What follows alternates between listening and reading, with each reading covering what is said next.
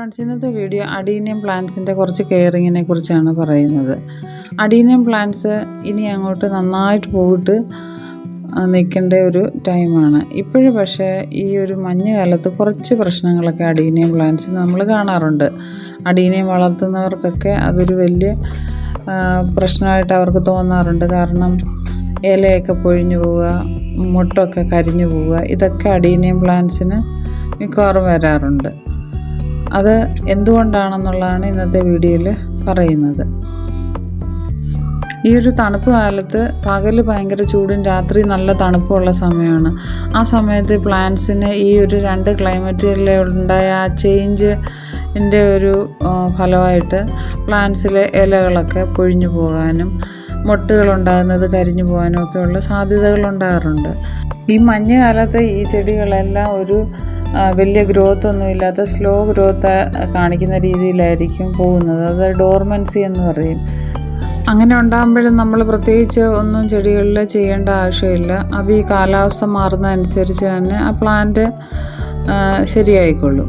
നമ്മൾ പക്ഷേ വെള്ളം ഒഴിക്കുമ്പോഴൊക്കെ ശ്രദ്ധിക്കണം. കാരണം രാത്രിയിൽ നല്ല തണുപ്പായതുകൊണ്ട് അന്തരീക്ഷത്തിൽ നല്ല ഈർപ്പവും നിൽക്കുന്നതുകൊണ്ട് ചെടിക്ക് ഓവറായിട്ട് വെള്ളം കൊടുക്കേണ്ട ആവശ്യമില്ല. ആ സമയത്ത് വളവും അധികം കൊടുക്കേണ്ട കാര്യമില്ല. കാരണം ചെടി വലിയ ഗ്രോത്തൊന്നും കാണിക്കാത്തൊരു സമയമാണ്, ഇതിൻ്റെ ആവശ്യമില്ല. അപ്പോൾ വെള്ളമൊക്കെ നല്ല നനവൊക്കെ ചട്ടിയിലുണ്ടോയെന്ന് നോക്കിയിട്ട് മാത്രമേ നമ്മൾ കൊടുക്കാൻ പാടുള്ളൂ.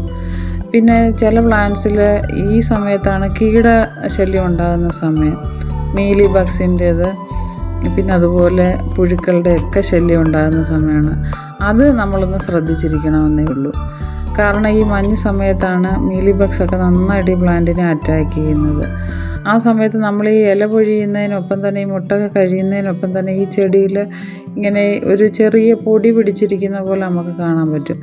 അത് ആണ് ഈ മീലി ബഗ്സിൻ്റെ ഒരു ആദ്യ ലക്ഷണം എന്ന് പറയുന്നത്. നമ്മളത് ഒന്ന് നന്നായിട്ട് ശ്രദ്ധിച്ചില്ലെങ്കിൽ ചെടി തന്നെ അത് നശിച്ച് പോകാനുള്ള സാധ്യതയുണ്ട്. ഇത് ചെടിയിൽ പറ്റിയിരുന്നിട്ട് പിന്നെ നീരൂറ്റി കുടിക്കാനുള്ള സാധ്യതയുണ്ട്. ഇതാണ് മീലി ബഗ്സിൻ്റെ അറ്റാക്ക് ഉണ്ടായ ഒരു ചെടി. അതിൽ ഇപ്പോൾ ചെറിയ പൊടിയായിട്ട് ഇതിനകത്ത് നോക്കിയാൽ കാണാം, ചെറുതായിട്ട് കാണാൻ പറ്റും. ഇത് തുടക്ക സ്റ്റേജ് ആയതുകൊണ്ടാണ്. അല്ല ചില ഭയങ്കരമായിട്ട് ആയിക്കഴിഞ്ഞാൽ പിന്നെ നന്നായിട്ട് ഒരു ജീവിയെ കാണാം. മീലി ബഗിനെ തന്നെ ഇതിനകത്ത് കാണാൻ പറ്റും. പക്ഷെ അതൊന്നും ഇതിൽ കാണുന്നില്ല. ഇങ്ങനെയുള്ള ഒരു ഇലയൊക്കെ പോയിരിക്കുന്നതുകൊണ്ട് നമുക്ക് പെട്ടെന്ന് കണ്ടുപിടിക്കാനും പറ്റും. നമ്മൾ ചെറിയ രീതിയിലുള്ള ഫംഗിസൈഡോ ഒന്നും അപ്ലൈ ചെയ്താൽ ഇതിന് അങ്ങോട്ട് എളുപ്പം പോകാൻ സാധ്യതയില്ല. ഇതിൽ മുട്ട് കരിഞ്ഞു പോയതാണ് ഈ കാണുന്നത്. ഇതൊരു ഹൈബ്രിഡ് വെറൈറ്റിയാണ്. ഞാൻ കുറച്ച് സെയിലിനായിട്ട് വാങ്ങിച്ചു വെച്ചതായിരുന്നു.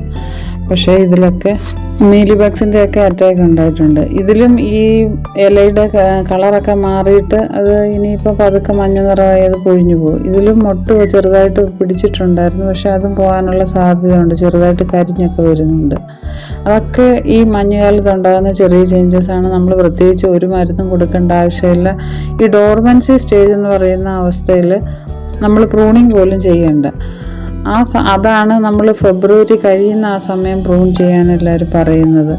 കാരണം ആ സമയത്ത് ഈ മഞ്ഞിൻ്റെ തുള്ളികളൊന്നും അന്തരീക്ഷത്തിലില്ലാത്തതുകൊണ്ട് ചീഞ്ഞു പോകാനുള്ള സാധ്യതയില്ല. നമ്മൾ കോഡക്സ് എപ്പോഴും പ്ലാന്റിൻ്റെ ശ്രദ്ധിക്കണം. ഓവർ വാട്ടറിങ് കൊണ്ട് കോഡക്സ് ചീഞ്ഞു പോകാതിരിക്കാൻ എപ്പോഴും ശ്രദ്ധിക്കേണ്ടതാണ്. ഈ മഞ്ഞുകാലത്ത് അങ്ങനെ ഒരു അസുഖം വരാനുള്ള സാധ്യതയുണ്ട്. അപ്പോഴേ നമ്മൾ ഓർഗാനിക്കായിട്ടുള്ള പെസ്റ്റിസൈഡ്സ് ഒക്കെ ഉപയോഗിച്ച് നോക്കിയാലും ഈ മീലി ബഗ്സ് പോയില്ലെങ്കിൽ എന്താണ് ഉപയോഗിക്കേണ്ടതെന്നാണ് ഇന്നത്തെ വീഡിയോയിൽ ഞാൻ പറയുന്നത്. ഞാൻ ഉപയോഗിച്ച കീടനാശിനി ഇതിൽ കാണിക്കുന്നുണ്ട്. ഇതിൻ്റെയൊക്കെ ഇല പൊഴിഞ്ഞു പോയിരിക്കുകയാണ്. പക്ഷേ പ്ലാന്റ് ഒന്നും ഡെഡായിട്ടില്ല. അതുകൊണ്ട് അങ്ങനെയുള്ള പേടിയൊന്നും വേണ്ട. ഞാൻ ഉപയോഗിക്കുന്ന മരുന്നെന്ന് പറയുന്നത് കോൺഫിഡോറാണ്. ഇതാണ് ഉപയോഗിക്കുന്നത്. അത് 1 ലിറ്ററിൽ 1 ml ഞാൻ ഒഴിച്ച് ചെടിക്കൊക്കെ സ്പ്രേ ചെയ്ത് കൊടുത്തത്. ഇത് നന്നായിട്ട് സ്റ്റെമ്മിലൊക്കെ നന്നായിട്ട് അടിച്ചു കൊടുക്കണം. കാരണം ഇതിൻ്റെ പൊടിയായിട്ട് നമ്മൾ ആ റൂട്ടിൻ്റെ ഭാഗത്തോ ചിലപ്പോൾ ഒക്കെ അവിടെയൊക്കെ ഉണ്ടെങ്കിൽ ഇത് പിന്നെയും തിരിച്ചു വരാനുള്ള സാധ്യതയുണ്ട്. അതുകൊണ്ട് പ്ലാന്റ് മൊത്തം നന്നായിട്ട് നമ്മളിതിന് അടിച്ചു കൊടുക്കേണ്ടതാണ്.